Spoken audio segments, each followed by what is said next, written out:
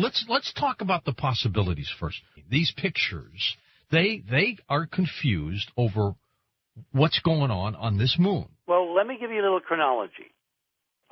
Several years ago, around 2003, the European Space Agency, France, Germany, Britain, Belgium, Italy, etc., got together, spent some money, put a spacecraft together called Mars Express, and sent it to Mars into Martian orbit.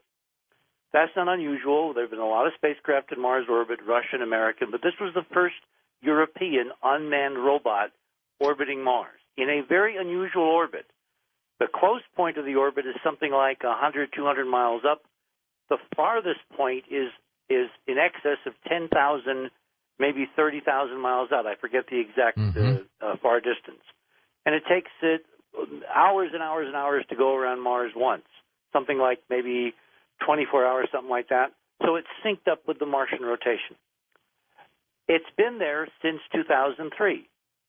In the last few weeks, they planned a program, a campaign, where they would direct this spacecraft in a series of close flybys of the inner Martian moon called Phobos, which orbits around 6,000 miles above the center of Mars and maybe 3,000 miles above the actual surface, distance between Los Angeles and New York. In these close passes, there's like a dozen of them in this window. They were doing a lot of different observations.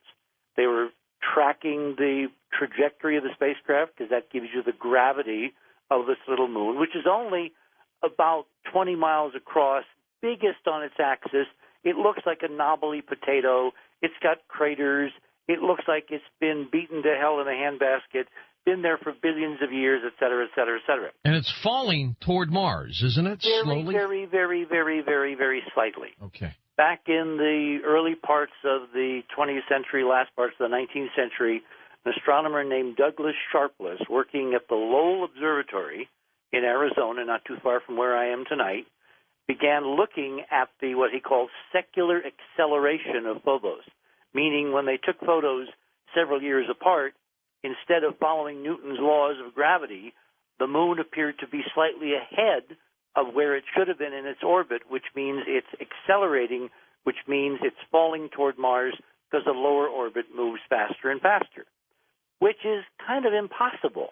I mean, if something's been there billions of years, why would it suddenly now be in what some have estimated to be the last 10 million years of its existence, which is like a blink of an eye in a cosmological timescale? Yeah, it's almost like it's in a small free fall. But an inch a year is not a lot in any one year, but, a year, a million years, 10 million years, it adds up. It's like spending money in the Fed. Anyway, thinking of Gerald Salanti there. Anyway, so the concept developed over the decades in the late 19th, earliest 20th century that maybe there was something really interesting about this little moon. Remember, 20 miles across, the size of a small village or, tiny town.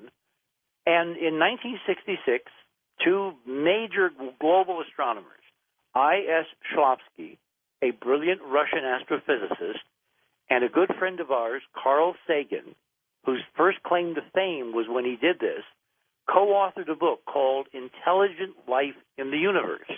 Hardcover book, classic. Everybody go out and find a copy.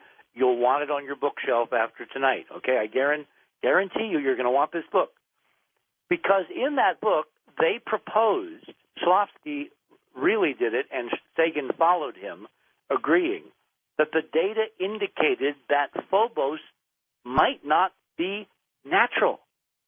It might actually be a very big, big, big space station, an artificial moon that had been placed in orbit by the Martians.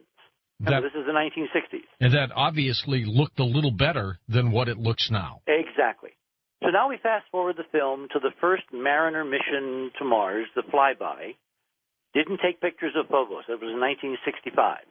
Then we get to the first American spacecraft to orbit Mars, called Mariner 9, in 1971. And in Sagan's book, Cosmic Connection, he has a whole chapter devoted to Phobos and the incredible, arduous struggles he had within NASA to get them to take, in the space of several years that the spacecraft orbited Mars before it fell silent, even one or two pictures of Phobos. Now, looking back, I understand now in hindsight tonight, looking at what's on my screen that's come from this European mission, I understand why the problems of getting NASA to take a close-up picture of Phobos. Why? Because NASA, or some ones in NASA, knew that ultimately the artificial space station model was correct. And I'm watching on this screen tonight, which I'm going to put up on Enterprise in the next few hours, if not days, and I'll tell you why it may take longer than a few hours as we get through the story. What the Europeans gave us in the wee hours of this morning, I'm sitting here literally clicking on the Phobos blog. I knew you couldn't wait for this. Well, it's only been a week, George. That's true. They took the pictures last Sunday, March 7th. They were supposed to come out on they were supposed to Wednesday, right? Wednesday. Yeah. And then, remember, I've been sending you emails, have I not? You've been clogging. Every single day I've been sending you an update. 24 hours and counting. Yeah. 36 hours and counting. 48 hours. Because I wanted you to see that this was getting weirder and weirder and weirder. Look, we live in the era of supercomputers, right? Everything we do, what you do there in the studio, what I do at Enterprise, what all our listeners are doing with their cell phones and their Facebooks and Twitters and all that, it's all digital. It's all nanosecond technology. The computers are living at billions of times our rate of time, and they can process millions of calculations in the blink of an eye. What took them from Sunday to Sunday, a whole week, to produce, get this, 2 pictures of this moon in this close-up flyby last Sunday? Well, answer, it took them a week to figure out how to confuse and obscure and bury the artificial structures that are all over the surface of this moon in noise.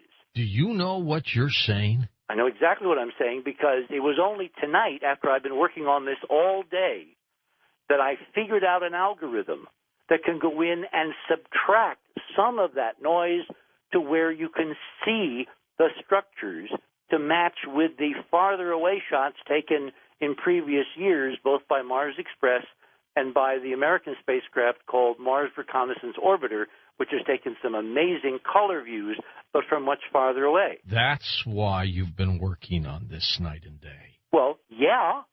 Uh-huh. Not a big surprise. Well, last week, when they were talking about how baffled scientists were about this moon. Well, remember, you sent me a news clipping. Yeah. That cited several possibilities. Yeah, and what you did was you asked me a question, what does this mean? Yep. And I told you. And at the end of the clipping, there was an update. Remember, you had read it on the night before on the air? Yes. And then there was an update, and the update was that before we got these images, before we got the pictures, the close flyby on the night side of Phobos within, I think it was 50, 60 miles, had given them enough radio tracking data to where the gravity of the moon in its misshapen potato, configuration had pulled on the spacecraft trajectory, the flyby track, around Mars, to where they could reconstruct the interior lumpiness of the gravity field distribution inside the moon, or moonlet. We should really call it a moonlet. Mm-hmm.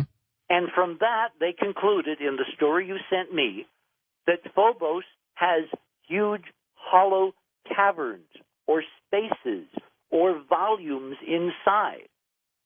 And you put that together with what I'm seeing in these images, cleaned up just a little bit, and I'm going to work a lot more, and I'm going to get some other colleagues to help me with the processing, but we have got the goods, and I think we're supposed to.